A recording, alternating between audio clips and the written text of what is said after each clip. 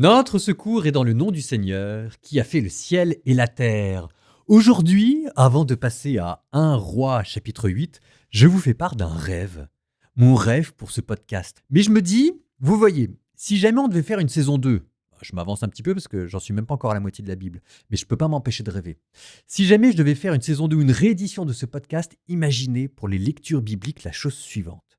Pour les lectures bibliques, je vous fais des voix différentes selon que tel ou tel personnage parle. J'essaye de me former en prenant des cours de théâtre, je ne sais pas comment vous dire, mais ça doit exister. Et surtout, je rajoute derrière ce qu'on appelle du sound design, c'est-à-dire des bruits d'ambiance. Quand on vous parle d'une guerre, vous entendez des bruits de guerre. Quand on vous parle d'un chant, on vous met de la musique, etc. Et imaginez le podcast que ça ferait. Imaginez les lectures bibliques que vous auriez, mais ce serait de la folie. Une Bible totalement immersive qu'on écouterait simplement pour le plaisir de voyager. Vous savez que ce genre de podcast, quand c'est bien fait, c'est encore plus immersif que le cinéma. Ça, c'est mon rêve. Si jamais je fais un jour une deuxième saison, mais je la ferai. Je vous dis ça parce que c'est le jour aussi où je fais ma petite pub pour vous dire aidez-nous. Si jamais vous avez envie qu'il y ait une saison comme ça, tous les liens sont en bas. Puis c'est aussi peut-être une manière tout simplement de nous remercier. En tout cas, enfin voilà quoi. Donc les liens pour nous aider sont en bas. C'est pas parce qu'on a fait une fois ce podcast que ça va s'arrêter là. Moi, j'aimerais bien essayer de le faire vivre, essayer de le faire grandir. Je vous ai donné un de mes rêves, un de mes projets. Il y en aurait d'autres. On est quand même là, 155e jour. Oh, ça commence à faire, hein. Bon, oh là là là là. Allez-y, je parle trop. 1 Roi chapitre 8.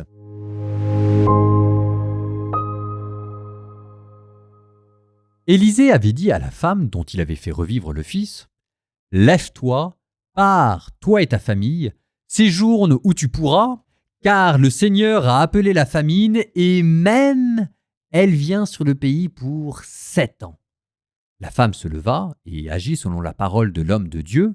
Elle partit, elle et sa famille, et séjourna au pays des Philistins pendant 7 ans. 7 années passèrent, et la femme revint du pays des Philistins. Elle alla implorer le roi au sujet de sa maison et de son champ. Or, le roi était en conversation avec Géasi, le serviteur de l'homme de Dieu. Il lui avait dit « Raconte-moi donc toutes les grandes actions accomplies par Élisée. » Géasi était en train de raconter au roi comment Élisée avait fait revivre le mort, quand, justement, la femme dont il avait fait revivre le fils vint implorer le roi au sujet de sa maison et de son champ.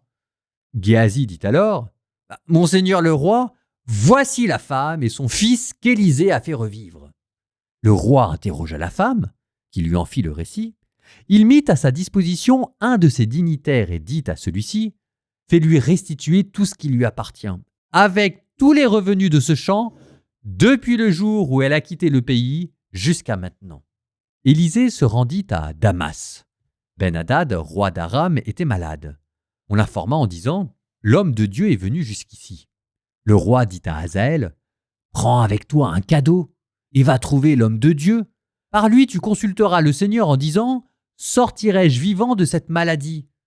Hazaël alla trouver Élisée avec en cadeau tout ce qu'il y avait de meilleur à Damas, de quoi charger 40 chameaux.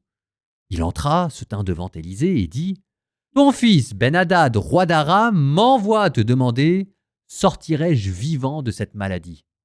Élisée lui répondit « Va lui dire « C'est sûr, tu vivras. » Mais le Seigneur m'a fait voir qu'en réalité, il mourra. » Le visage de l'homme de Dieu devint immobile, complètement figé, et il pleura.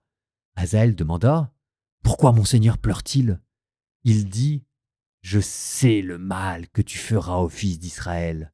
Leurs villes fortes, tu les livreras au feu. Les jeunes gens, tu les tueras par l'épée. Leurs petits enfants, tu les écraseras.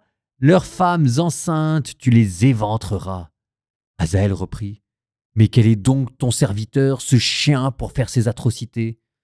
Élisée répondit « Dans une vision du Seigneur, je t'ai vu roi d'Aram. » Hazaël quitta Élisée et retourna chez son maître.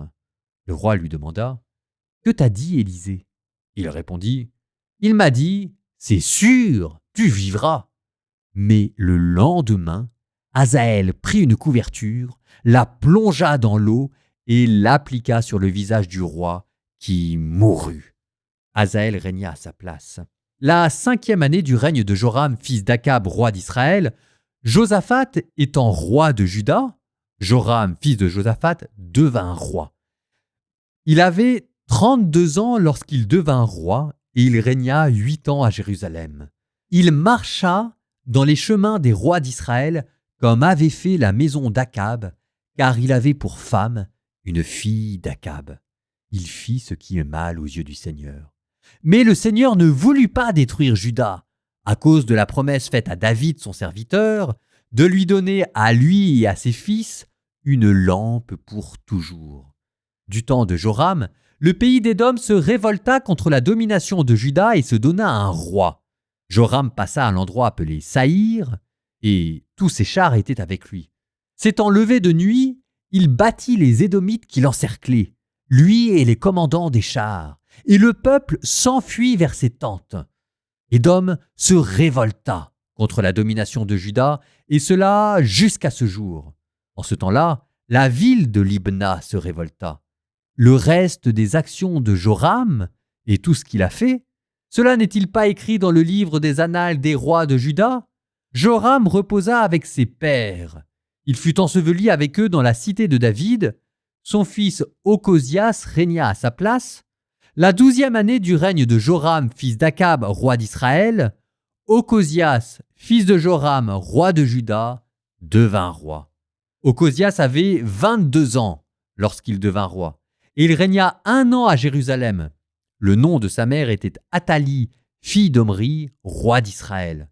Il marcha dans le chemin de la maison d'Akab, et il fit ce qui est mal aux yeux du Seigneur, comme la maison d'Akab, car il était apparenté à la maison d'Akab.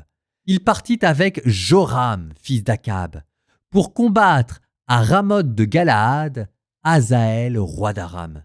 Mais les Araméens blessèrent Joram. Le roi Joram revint à Israël, se faire soigner des blessures que les Araméens lui avaient faites dans le combat contre Hazaël, roi d'Aram. Ocosias, fils de Joram, roi de Juda, descendit à Israël pour voir Joram, fils d'Akab, parce qu'il était blessé.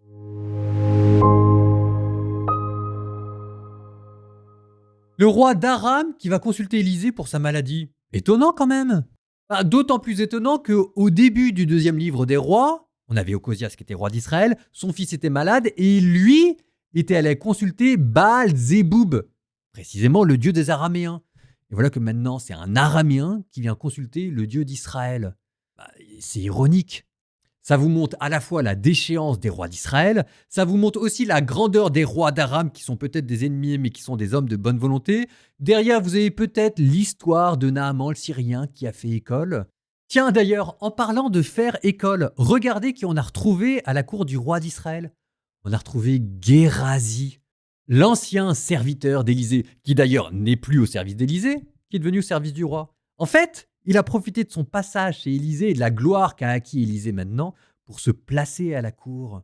Enfin quand même, il s'était déjà fait de l'argent sur le dos d'Élisée et voilà maintenant qu'il se fait une position politique sur le dos d'Élisée.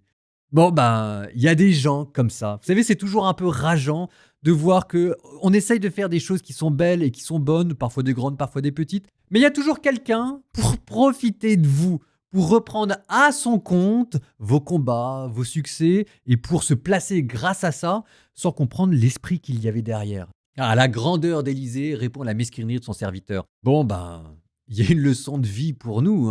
Ce que ça veut dire aussi, c'est que le mouvement de réforme religieuse d'Élisée, il commence à avoir pignon sur rue. Il commence à être entendu à la cour. Parce que le roi d'Israël qui va interroger Gérazi, en fait, c'est quoi? C'est le roi d'Israël qui se dit... C'est qui finalement cet Élisée? Peut-être que je me suis trompé, c'est peut-être pas seulement un prophète qui amène des malheurs ou qui fait 2 ou 3 miracles comme ça. Il y a peut-être derrière quelque chose de plus puissant. Allez, on fait le point. Toi qui connais Élisée, redis-moi toute son histoire que je comprenne enfin à qui j'ai affaire. Parce que Élisée, maintenant, il a acquis une stature internationale. Le roi d'Aram le consulte.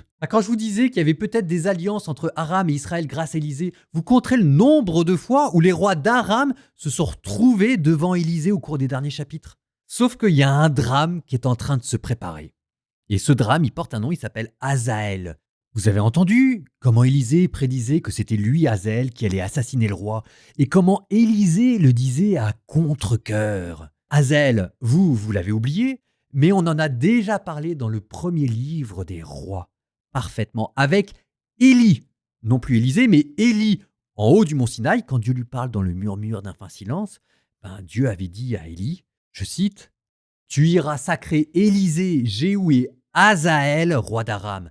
Celui que l'épée d'Hazaël épargnera, l'épée de Jéhou le tuera, et celui que l'épée de Jéhou le tuera, Élisée en fera son affaire. » Donc, quand Hazaël, en mission commandée par le roi d'Aram, se retrouve en présence d'Élisée, Élisée devient blanc comme un linge, parce qu'il réalise que c'est la prophétie d'Élie qui est en train de s'accomplir, parce qu'il comprend que les jours de la maison d'Israël, les jours de cette dynastie sont comptés. D'où cette ambiance de fin de règne avec cette liste des rois de la maison d'Omri qui sont tous en train de mourir maintenant les uns après les autres, récapitulés et duquel on a pris soin de vous distinguer un nom qui fait son apparition mine de rien, Athalie. Athalie, la mère d'Ocosias et de Joram. Oh, on le retrouvera, ce nom. Pour continuer sur cette ambiance de fin de règne, on vous a mentionné comme en passant la révolte d'Édom. Vous aviez déjà eu la révolte de Moab au début du deuxième livre des rois. Voilà que maintenant un nouvel État vassal se révolte. Bientôt, il ne restera plus à la maison d'Israël que ses yeux pour pleurer. Psaume 113, première partie. Alléluia. Quand Israël sortit d'Égypte et Jacob de chez un peuple étranger, Juda fut pour Dieu un sanctuaire. Israël devint son domaine. La mer voit et s'enfuit. Le Jourdain retourne en arrière. Comme des béliers bondissent les montagnes et les collines comme des agneaux. Qu'as-tu, mer, à t'enfuir? Jourdain à retourner en arrière. Montagne, pourquoi bondir comme des béliers? Collines comme des agneaux.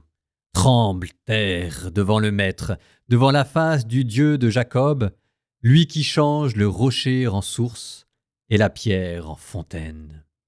Psaume 113, deuxième partie. Non pas à nous, Seigneur, non pas à nous, mais à ton nom donne la gloire, pour ton amour et ta vérité. Pourquoi les païens diraient-ils, où donc est leur Dieu? Notre Dieu, il est au ciel. Tout ce qu'il veut, il le fait. Leurs idoles, or et argent, ouvrage de mains humaines. Elles ont une bouche et ne parlent pas, des yeux et ne voient pas, des oreilles et n'entendent pas, des narines et ne sentent pas. Leurs mains ne peuvent toucher, leurs pieds ne peuvent marcher, pas un son ne sort de leur gosier. Qu'ils deviennent comme elles, tous ceux qui les font, ceux qui mettent leur foi en elles. Israël, mets ta foi dans le Seigneur. Le secours, le bouclier, c'est lui. Famille d'Aaron, mets ta foi dans le Seigneur. Le secours, le bouclier, c'est lui. Vous qui le craignez, ayez foi dans le Seigneur. Le secours, le bouclier, c'est lui.